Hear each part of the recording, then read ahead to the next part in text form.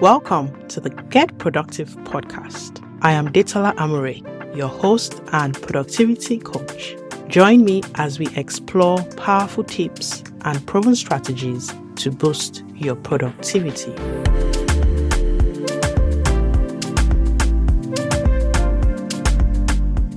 Hello. Welcome back to the Get Productive with Detola podcast, your one-stop shop for practical productivity wisdom. On this podcast, we show you how to embrace the flourishing, productive life you deserve. This is episode 11. If you are new to the Get Productive with Detola podcast, welcome. I am so glad you stopped by and I hope you stick around. So that you don't miss any further episodes, go to www.detolaamore.com/podcast and subscribe now. I will add these details to the show notes. If you're a returning listener, I appreciate you for coming back. Please kindly consider rating this podcast on your preferred podcast platform, such as Spotify or Apple Podcasts. A 5-star rating or a review will be highly appreciated. Your support will help us reach more people and spread valuable content worldwide. Also, please feel free to recommend this podcast to at least 2 individuals who you believe will find it beneficial. The more people that listen, the more productive our community will become. Last week, we started a 3-week series around grief and productivity. We explored the topic beyond bereavement, managing grief and maintaining productivity in the workplace. If you haven't listened to that episode, please do. Today, we are going to look at the topic, the true cost of grief, unseen impacts on productivity. While the emotional stress of grief is well known, its financial implications for businesses are often overlooked and sometimes not even quantified. So I want us to explore the hidden costs of grief and strategies to support grieving employees so that they can maintain their productivity. We looked at the impact of grief on an individual last week, some of the emotions that they experience, some of the way they feel when they are going through loss. But there is a flip side that we must not overlook, and that is the potential financial implications for businesses. Grief can have a profound impact on the financial well-being of organizations if not addressed properly. This can be due to absenteeism. You see, grief can lead to increased absences due to bereavement leave, medical appointments, or simply the need to process emotions. This, of course, is from a griever's perspective. On the last episode, I mentioned that my baby boy passed away nearly 5 years ago. I think it's over 5 years now. And one clear impact was on my productivity. I struggled to focus on my business. So to make ends meet, I accepted a 9-to-5 job. However, the intense physical pain and emotional anguish I endured made it very difficult for me to maintain consistent attendance at work. I was always breaking down. My GP frequently signed me off work due to my inability to work or to concentrate. Now, while my manager was understanding and supportive, my sporadic attendance posed a challenge for the organization. And it was a small company, right? So you can just imagine.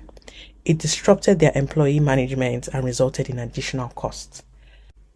After a year, I left because I really wasn't coping well. Now, I can only imagine that even though my employer empathized with me, they were probably relieved that I was leaving. Another way grief can impact the finances of an organization can be due to presenteeism. So the first one was absenteeism. The next is presenteeism. And this is when a grieving employee is physically present at work, but mentally preoccupied with their grief. Their productivity can be significantly diminished. And so this can result in decreased efficiency, lower morale, and increased errors at work. And these errors can have substantial financial implications for an organization, particularly if the mistake an employee makes has diverse consequences. Another financial impact of grieve is as a result of loss of productivity.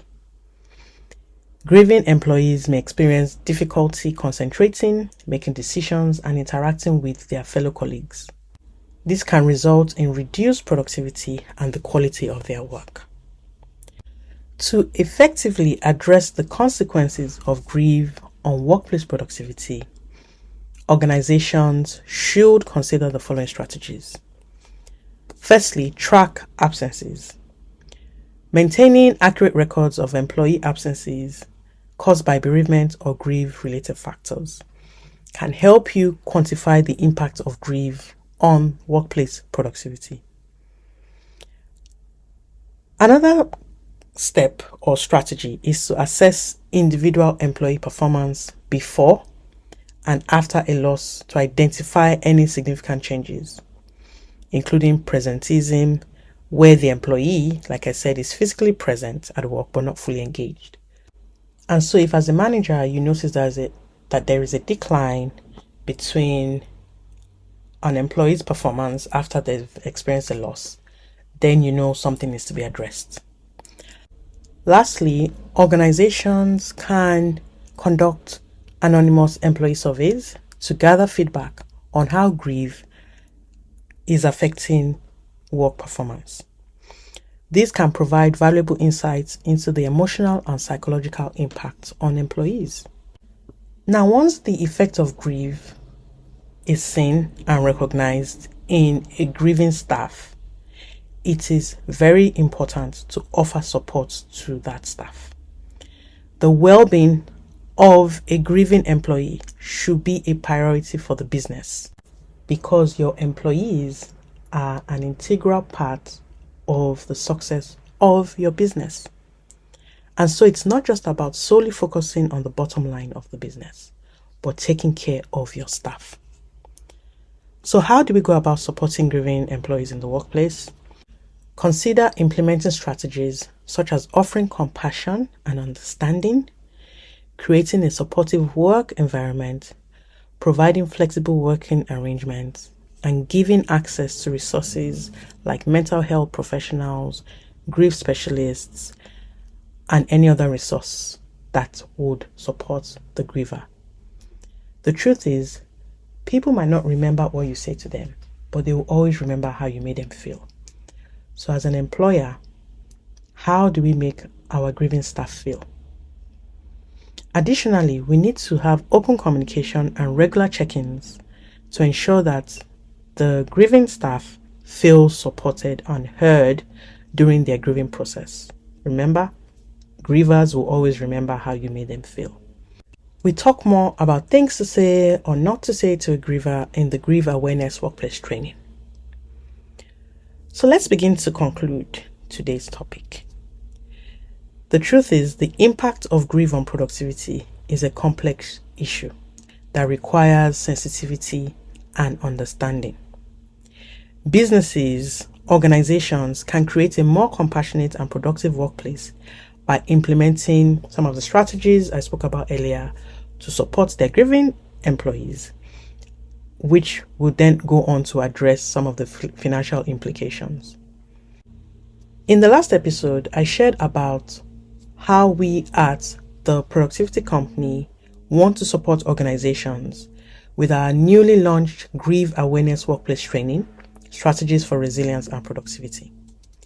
This comprehensive training aims to equip every staff member with the necessary tools and knowledge that they need to recognize the emotions associated with grief. The training will also provide effective strategies to support grieving colleagues, and this will help to minimize the impact of grief on productivity. This training is going to build on some of the experiences we already have with working alongside some organizations to help them become more grief aware and grief sensitive. By investing in this grief awareness training, organizations can reap numerous benefits. Firstly, it can enhance employee morale and productivity by fostering a supportive and empathetic workplace culture. Secondly, it will empower managers and staff to navigate challenging cultural sensitive situations with confidence, thus mitigating financial risks associated with a lack of grief awareness. Additionally, it will equip employees with tools to effectively manage their own grief and others, contributing to a positive and inclusive work environment.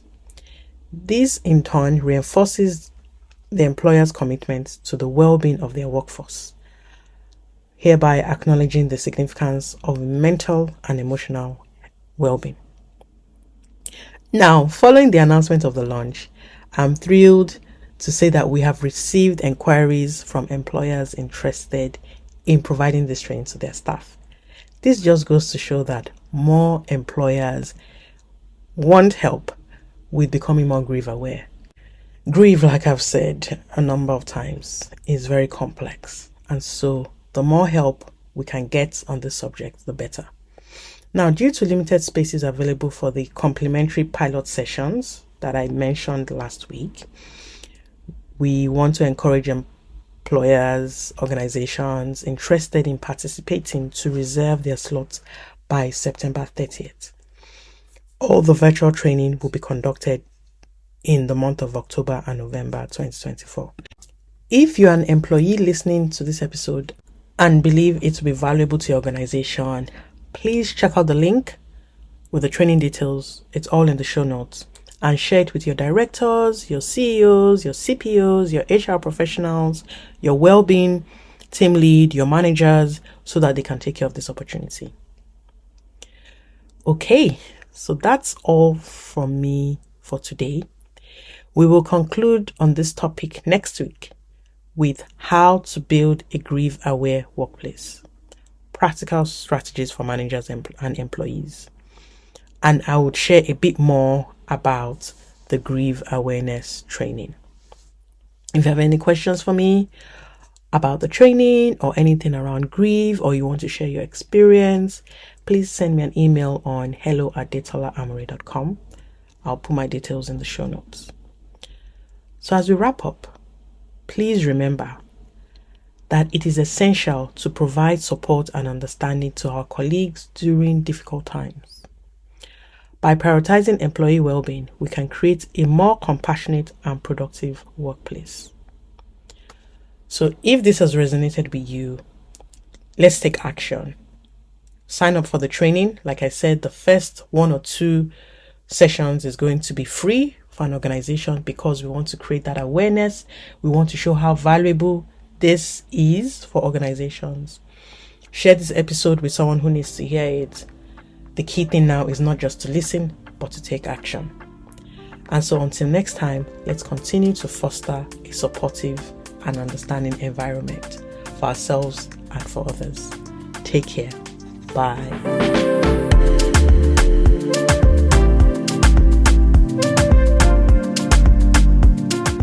Thank you for joining me on this episode of the Get Productive podcast. Till next time, stay blessed.